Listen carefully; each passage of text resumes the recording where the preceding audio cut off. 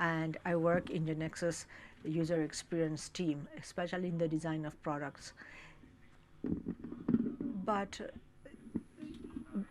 a product's design will be described by Gabriel Simonet after the break. However, on behalf of the team, I would like to welcome you. This is the first speech about design, and I would like to welcome you to this meeting, this event that is the one that has more talks about design.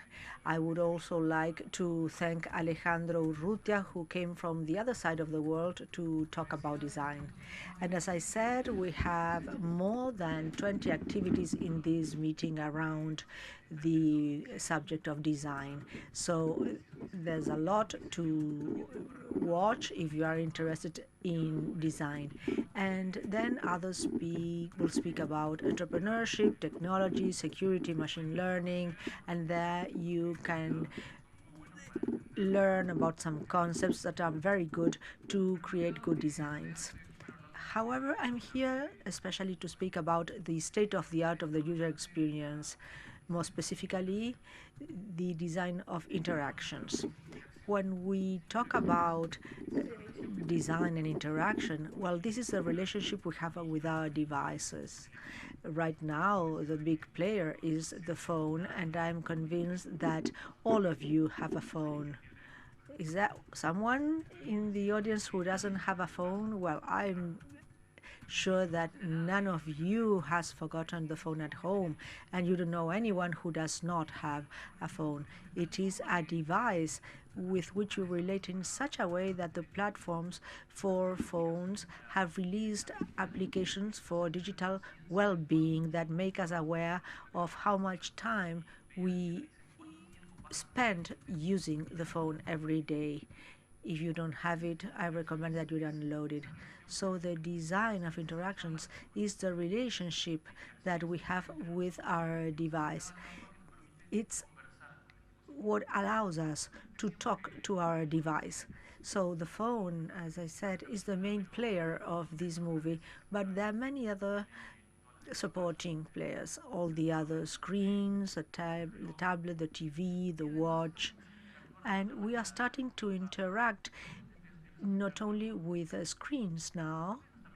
Oh, you are not seeing what I see, right? That's a problem. It looks so nice on my screen. So there's supposed to be here several screens and also devices like Amazon Echo, Amazon Dot, and loudspeakers with which we can act with our voice. For example, Siri lives in these loudspeakers, and we can interact with them with our voice without that having a graphic interface. Besides these devices, we interact with others, for example, the car. And now I got lost because I don't know what comes next.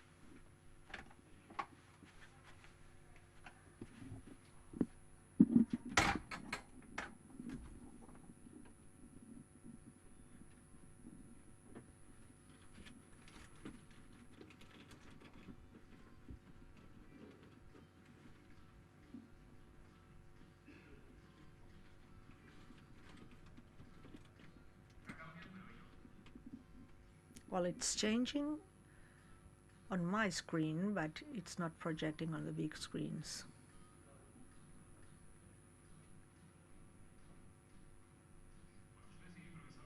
So I'm going to try to improvise. It's possible that I forget a couple of things, but I'll continue. Actually, what's happening with the interactions, in our opinion, is that they are good, or they are starting to be good. The interactions we have with these devices work more or less well. When we interact with them, we may get frustrated, but much less than a few months ago.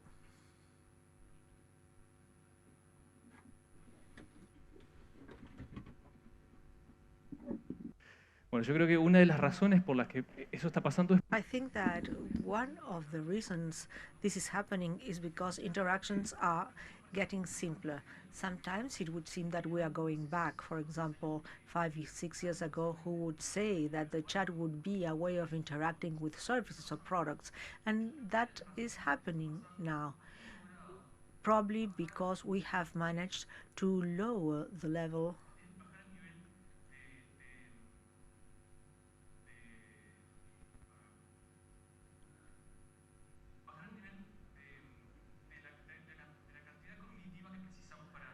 of the cognitive features or capacity we need in order to interact with those devices.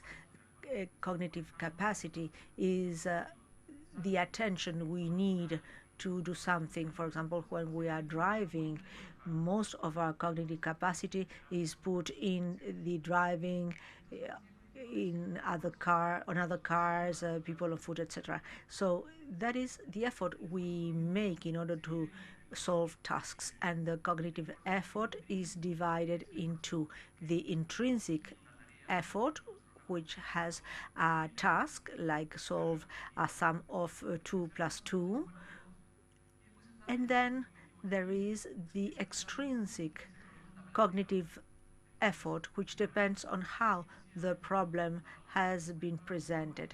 So if I wanted to tell you about a new geometrical shape, I could say that is the set of points that are at the same distance of another point, and then I would show you the design, the drawing in a circle, or the design of a circle. And for us, it would be much easier to understand the drawing than to understand the mathematical definition or description of that circle. With regard to interactions, let's say that we are in our car, and we want to send a text message. With an iPhone, for example, we could do it, but with a Nokia 1100, which existed about 20 years ago, we could also do it. With the iPhone, let's say that I want to send him a text message, and I may push a button and say send text message to Gaston. I will be 10 minutes late. Siri will say, your message to Gaston says I'm 10 minutes late. Shall I send it? I said yes, and that's it. Have I missed all this?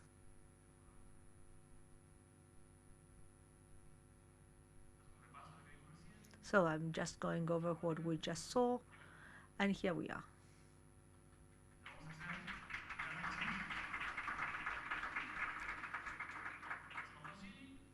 So we can do it with CD, and the cognitive effort we are making with CD takes just a little of our cognitive capacity. Most of it is still dedicated to driving. Now, let's imagine we do it with the Nokia 1100. We have to look at it and look for Gaston in the contacts, and then start typing the message. The cognitive effort of this task is much greater. So I think that that's what's going on. We are having interaction that require much less cognitive effort. Most of you have heard people say children are more and more intelligent nowadays because they can find a Peppa Pig video on the tablet. It's true that they use technology much earlier these days, but also they did not they don't need to write Peppa Pig on the tablet. They just need to push a button. Some applications like this one use a camera and recognition of images, etc. In order to superimpose with an increased reality, augmented reality, where you are, and they even make it fun. With very little effort, a child would be able to use this application in order to get to a restaurant around the corner. In order to create these experiences, we are creating experiences that require very low cognitive effort that underneath has a very strong technological support. There is a lot of technology underneath that have reached a level of maturity that allow us to do these interactions like augmented reality, face recognition, natural language processes, etc. So the technologies are there, but for the user, the interactions are very simple. And I'm going to go back because I skipped this. When we interact with our devices, from the point of view of the user, not the designer, from the point of view of the user, we are doing a lot of activities, such as social activities with the social networks, transport, Google Maps,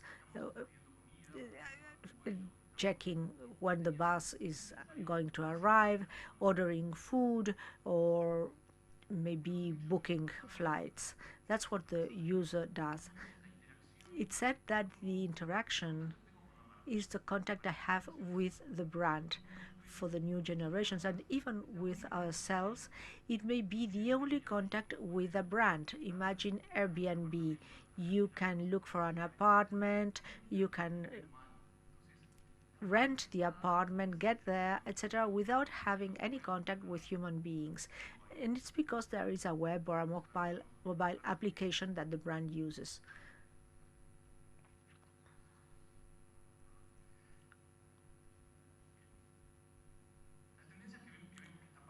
So the current trends with regard to these interactions are the ones that were mentioned in the keynote. For example, virtual assistants using the voice. And for me, for example, it's much easier to make an appointment with a doctor uh, through the web than looking for a doctor, filling in the form, etc. Sometimes it's not working perfectly, but you shouldn't worry because it's going to continue improving. Then there are interactions with cameras, for example, for payments. They are going to become very popular in the near future.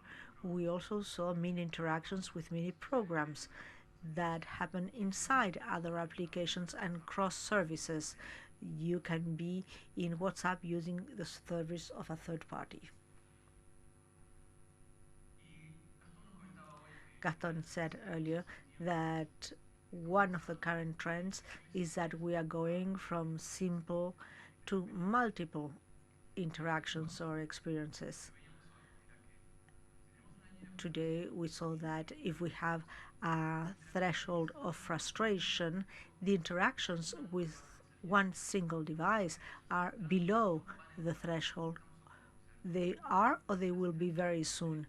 Interactions with the TV, with the phone will be fine very soon. However, we are going towards multiple experiences.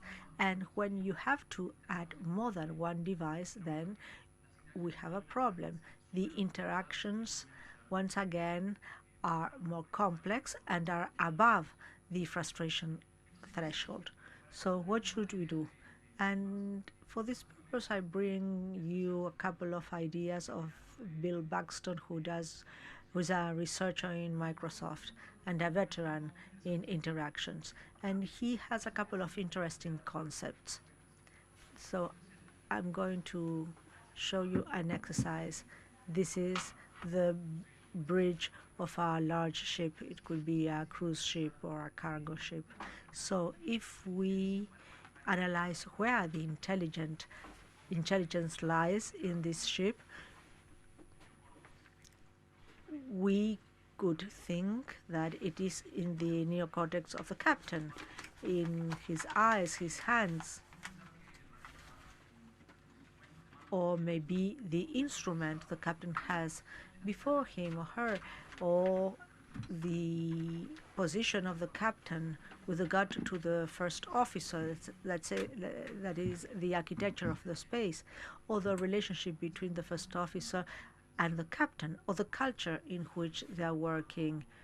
A fishing boat is not the same as a naval ship.